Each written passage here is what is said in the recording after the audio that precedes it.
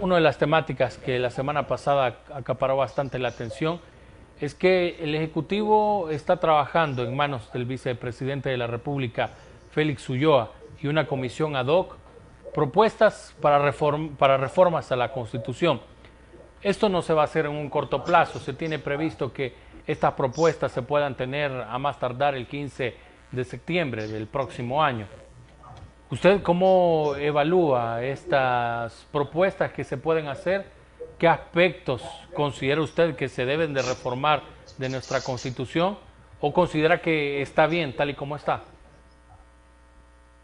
Considero de que la Constitución debe de estar en un proceso permanente de revisión y de estudio, no solamente en tiempos preelectorales, sino que permanentemente, y que los académicos, las instituciones universitarias, los intelectuales, los juristas, puedan estar permanentemente discutiendo, hablando pues de la Constitución y de las posibilidades de reformarla, porque a la reforma constitucional no hay que tenerle temores. Toda vez que se necesite hacerlo, pues hay que hacerlo.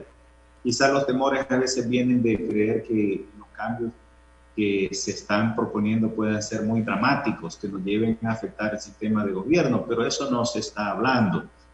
Eso no es lo que está en el debate. Debe tomarse en cuenta de que esta iniciativa que ha tomado el Ejecutivo no es porque el Ejecutivo como tal tenga iniciativa en el sentido de proponer una reforma. La propuesta de reforma constitucional viene de los mismos diputados, tendría que ser por parte de un número no menor de 10 diputados. Y después de esta propuesta debe de acordarse ya por lo menos por la mitad más uno de los diputados y, como ya es sabido, pues ratificarse en la siguiente legislatura con no menos de las 2/3 partes de los 84 diputados que conforman la Asamblea Legislativa. Entonces, hablar ahora mismo de las posibilidades de reforma es algo que debería ser permanente. Ahora, ¿qué es lo que debería de realmente reformarse, verdad? ¿Y qué es lo que no debería de reformarse? Recordemos de que El Salvador es un Estado soberano y la soberanía reside en el pueblo.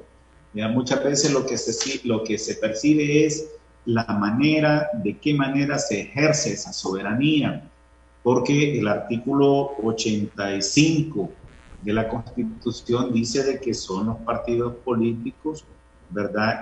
Los únicos instrumentos para el ejercicio de la representación del pueblo dentro del gobierno. Entonces, eso por una parte, pero vemos por otra parte las resoluciones de la Sala de lo Constitucional que han abierto espacio para que esto deje de ser así y que, por ejemplo, las candidaturas independientes vengan a ser también parte de ese ejercicio de la soberanía, de ese ejercicio de la representación.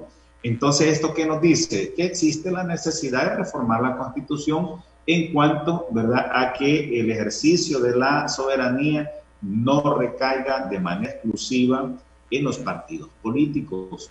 Ahora, por supuesto que eso requiere regularse, ¿verdad? ¿De qué manera? ¿Por qué cantidad de personas se puede promover, ¿verdad?, la representación en el gobierno? Y cuando hablamos de gobierno, ¿a qué nivel? Si hablamos de que habrán conglomerados de personas que pueden promover, ¿verdad?, la representación política en el gobierno local, en el gobierno central o aún en la Asamblea Legislativa, porque la llave pues ya se abrió en la Asamblea Legislativa con darle cabida pues a las candidaturas independientes, lo cual es bueno para nuestra democracia. También considero de que se debe de trabajar todas las instituciones conocedoras del derecho y la academia como tal debe trabajar en que se reforme a nivel de lo que es la educación pública, que ésta sea a nivel superior, que sea gratuita, porque ya existe una moción de la Universidad de El Salvador para que se brinde la educación superior de forma gratuita a todo el alumnado de esa casa de estudio, pero no está contemplado como tal ya en el artículo 61 de la Constitución de la República. Entonces se puede trabajar la Asamblea Legislativa, la actual y la que viene, pueden trabajar en esa reforma para establecer de manera categórica esto. Recordemos que la Universidad de El Salvador tiene más de 53,000 estudiantes,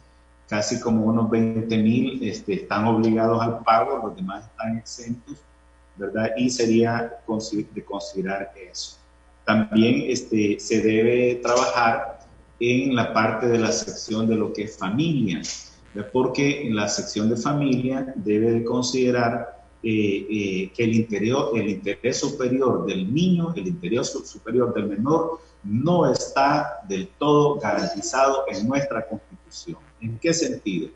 En el sentido de que dice la Constitución, ¿verdad?, que se van a emplear los mecanismos necesarios para determinar y establecer la paternidad. Pero uno de los grandes problemas sociales que tiene nuestra sociedad es que esa paternidad está ausente y que los registros del estado familiar asientan a un niño y para eso basta con que tenga mamá, con que aparezca una madre responsable que diga yo soy la madre.